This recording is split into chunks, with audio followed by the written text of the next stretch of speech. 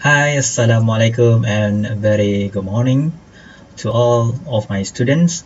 For today, we're going to learn Chapter 12, Data Handling for Mathematics Form 1. For this topic, as you look on the screen, what you will learn is data collection, organizations, and representation process and interpretation of data representations. Alright, why study these chapters? As a basic knowledge in the field of statistics, data handling involves skills like collecting, organizing, and then representing, analyzing, and interpreting data, and then communicating the result of the data. Data handling is important as it enables us to understand the usage of data in newspapers, televisions, and higher educational institutions, as well as in the career that will pursue that you will pursue in the future. Okay, so today we're going to discuss our daily situation that involve data handling. Okay, so we proceed for the next page. Okay, walking through times. Okay, in ancient times, statistics were used by rulers to gather information about the population during their reign. However, statistics were only recorded in printed form in the 18th century by an English statistician, John Grant, and two other English statisticians who actively contribute to early development of statistics. Were Carl Pearson and Ronald Fisher. Okay, this is basics, or this is the people who contribute a lot in data handling. Okay, let's look at 12.1, data collection, organization, and representation process, and interpretation of data representation. Okay. A statistical question is a question that can be answered by collecting that data, and there will be variability or diversity in the data related to the question.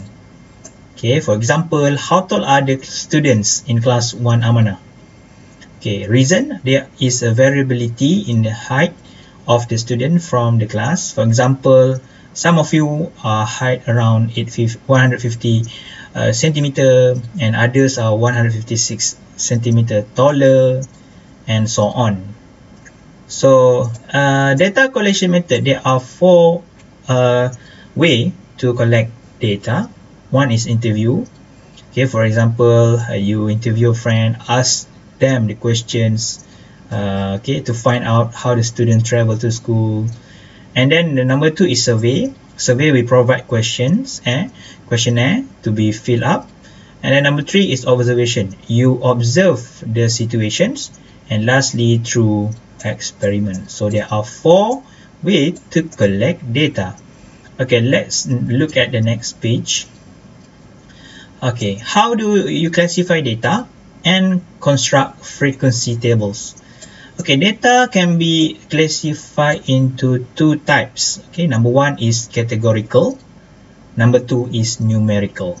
Okay, number one categorical, number two is numerical. What is categorical? Categorical means that we categorize into category. For example, gender. We have male and female. Okay, we have color. For example, color of the car, red color, black color, white color. And then flavor of sweets, okay, such as sour, strawberry, orange, or so on. Numerical is number. Numerical number. Okay, so you measure according to number, such as height of the students, taller or shorter the student is. Okay, let's look at the example 1. Classify the following data.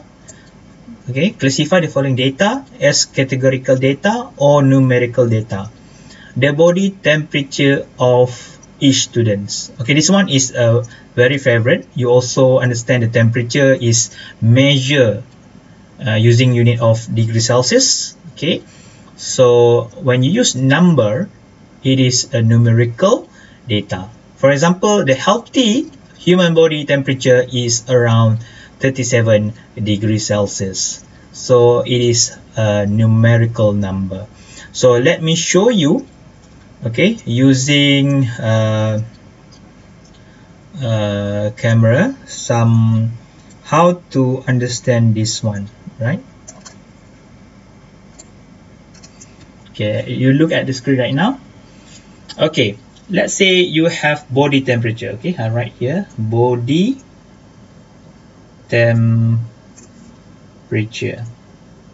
Okay, body temperature. Body temperature we measure using degree Celsius. Okay, degree Celsius. For healthy body, for healthy human being, it is around 37 degrees Celsius. So this is the number. Okay, this is the number. So you need to classify. Okay, either it is categorical data or numerical data. Okay, categorical data is data that not dealing with number, not number.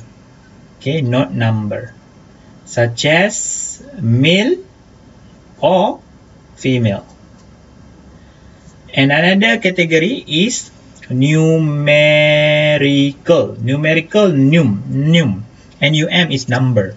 So numerical is number 1 until infinity. You can use 1, 2, 3, 4, 5. So this is the body temperature using the number. So it is the numerical data. Okay, numerical type of data. So we're going back to the textbook. Okay, let's look at example 1b. The number of trees planted in each district. Number of trees planted in the each district. The keyword over here is number. So it is the kind of data is numerical data. Okay, this is a very straightforward answers. And the last one is 1c, the causes of road accident. The causes of road accident. There are many factors that can cause of road accident, such as the road surface, the speed of the car, the weather itself, and many more. So this one is not dealing with number. So it is a categorical data. Okay, categorical data is not using number. That's very easy, right? Okay, so let's look at example 2. The data show the number of children. Okay, the data shows the number of children in each family for 20 family. For 20 family. For 20 family, how many children for each family's member? Okay, organize the data by constructing a frequency table. Organize the data by constructing a frequency table. Okay, let I translate it in Malay. Okay, daripada data ini, okay, daripada data 20 keluarga ini, setiap keluarga ada berapa orang anak. Okay, kategorikan data ini, organize tu maknanya susunkan data dalam bentuk data frekuensi. Okay, frekuensi, jadual frekuensi atau maksudnya adalah jadual kekerapan. Jadual kekerapan, frekuensi ni maknanya berapa kerap dia muncul. Okay, for example, kat sini kita ada 20 keluarga. Okay, keluarga yang pertama 2 orang anak. Keluarga yang kedua kosong, tak ada anak. Keluarga ketiga 1, 4 1 orang anak. Keluarga kelima 1 orang, dan seterusnya sampai ke keluarga yang ke 20. So kita tengok dekat sini macam mana kita susun mengikut jadual kekerapan. So you look over here, jadual ini, okay, this table consists of number of children and how often the number repeated, and then tally on the tally. Okay, so let's look at the number of children. For families that have 0 children, the family member that don't have children, you count it how many that the family that don't have children. For in this case, there are 4 families that don't have children. Okay, so you write 4. Frequency is 4. Frequency means how many family that don't have children. And then for families that has at least one children, how many of them? Okay, the tally process. Okay, how you write the tally process? I show you how is it. Okay, the tally system, it is you count how many it is. Okay, for example, let's say Abu families, Ali families. Abu has 4 children in this case. Ali has 2 children. So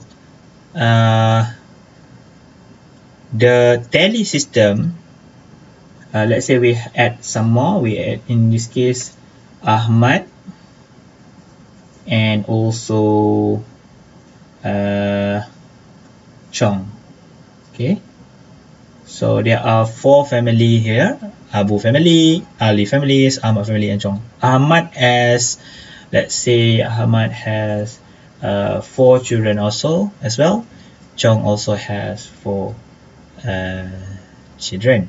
So to count the tally, you write how for number of children for the family that have at least 4 children, you count 1 for Abu, 1 for Ahmad, and 1 for Chong.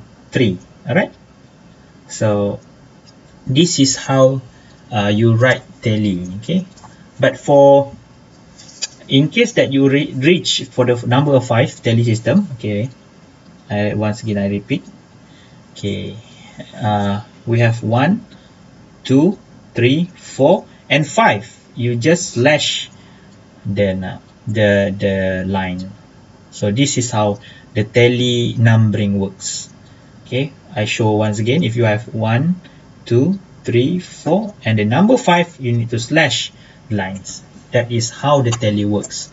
So this is the table that has been completed. Okay, for the number of children at least 1, there are frequency 5. For number of children, family members that have 2, there are 6 families. For 3 children, the families are 3 families. And finally, the family that has 4 children, the families is 2 families that has 2 families that have 4 children. Total of the families is 20. So this is how you construct a table, okay, into categorical using numerical data. Okay, so I hope you can practice the knowledge that you learn through the self-practice 12.1a. Okay, you do 12.1a, categorize the data, either it is categorical data or numerical data, and then construct the table using the data that provided over here, okay, as I show you. Okay, so that's all for today. See you later. Thank you. Bye bye.